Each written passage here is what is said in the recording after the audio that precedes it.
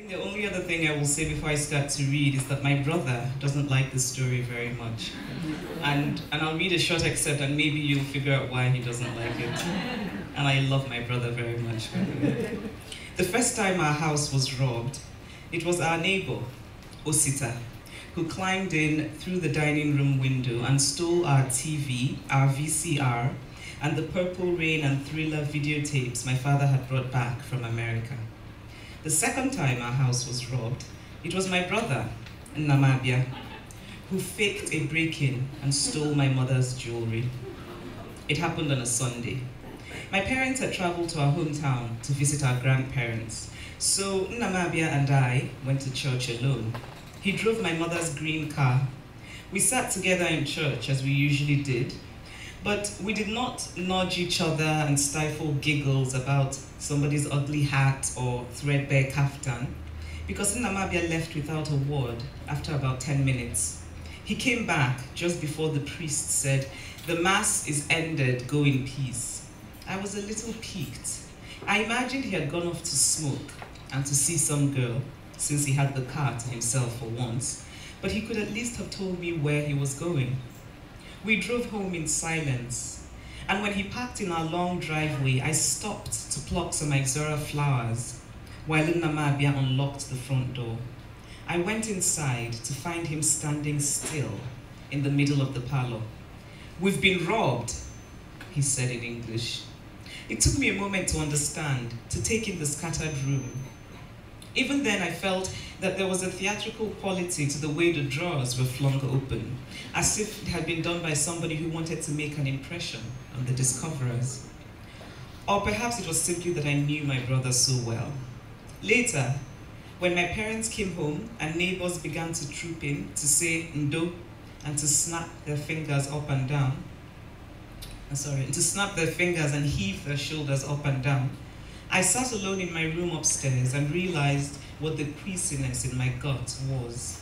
Nnamabia had done it, I knew. My father knew too. He pointed out that the window louvers had been slipped out from the inside rather than the outside, and that the robber knew exactly where my mother's jewelry was, the left corner of her metal trunk. Nnamabia stared at my father with dramatic, wounded eyes and said, "I know I've caused you both terrible pain in the past, but I would never violate your trust like this." He spoke English, using unnecessary words like terrible pain and violate, as he always did when he was defending himself. Then he walked out through the back door and did not come home that night, or the next night, or the night after. He came home 2 weeks later, gaunt, smelling of beer, crying, saying he was sorry and he had pawned the jewelry to the Hausa traders in Enugu and all the money was gone. "How much did they give you for my gold?" my mother asked him. And when he told her, she placed both hands on her head and cried, "Oh, Chimamanda, my God has killed me." It was as if she felt that the least he could have done was get a good price. I wanted to slap her. My father asked Nnamabia to write a report, how he had sold the jewelry, what he had spent the money on, with whom he had spent it. I didn't think Nnamabia would tell the truth, and I don't think my father thought he would either. But he liked reports, my professor father. He liked things written down and nicely documented. Besides, Nnamabia was 17, with a carefully tended beard. He was in that space between secondary school and university, almost too old for caning. What else could my father have done? After Nnamabia wrote the report, my father filed it in the drawer in his study where he kept our school papers. That he could have hurt his mother like this was the last thing my father said. But Nnamabia really hadn't set out to hurt my mother. He did it because my mother's jewelry was the only thing of any value in the house. A lifetime collection of solid gold pieces. He did it too because other sons of professors were doing it. The thieving boys were the popular ones. They drove their parents' cars in the evening, their seats pushed back and their arms stretched out to reach the steering wheel. Osita, the neighbor who had stolen our TV only weeks before Nnamabia's incident, was lithe and handsome in a brooding sort of way, and walked with the grace of a cat. His shirts were always sharply ironed. I used to look across the hedge and see him and close my eyes and imagine that he was walking toward me, coming to claim me as his. He never noticed me. Osita was 2 years older than Namabia. Most of the thieving boys were a little older than Namabia, and perhaps that was why Namabia did not steal from another person's house.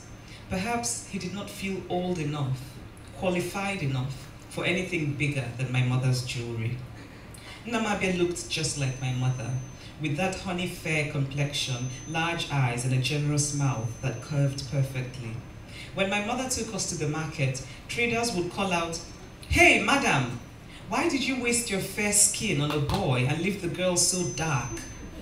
What is a boy doing with all of this beauty?" And my mother would chuckle as though she took a mischievous and joyful responsibility for Namabia's good looks. When at 11, Namabia broke the window of his classroom with a stone, my mother gave him the money to replace it and did not tell my father.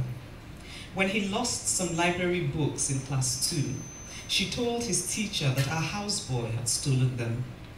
When in class 3, he left early every day to attend catechism, and it turned out he never once went, and so could not receive Holy Communion, my mother told the other parents that he had malaria on the examination day. When he took the key of my father's car and pressed it into a piece of soap that my father found before Namabia could take it to a locksmith, my mother made vague sounds about how he was just experimenting and it didn't mean a thing. When he stole the exam questions from my father's study and sold them to my father's students, my mother shouted at him, but then told my father that Namabia was 16 after all and really should be given more pocket money. I don't know whether Namabia felt remorse for stealing her jewelry.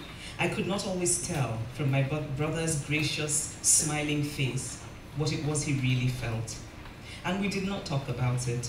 Even though my mother's sisters sent her the gold earrings, even though my mother bought an earring and pendant set from the glamorous woman who imported gold from Italy, we never talked after that day about Namabia stealing her jewelry. It was as if pretending that Namabia had not done the things he had done would give him the opportunity to start afresh. The robbery might never have been mentioned again if Namabia had not been arrested 3 years later and locked up at the police station. I'll stop here. Thank you.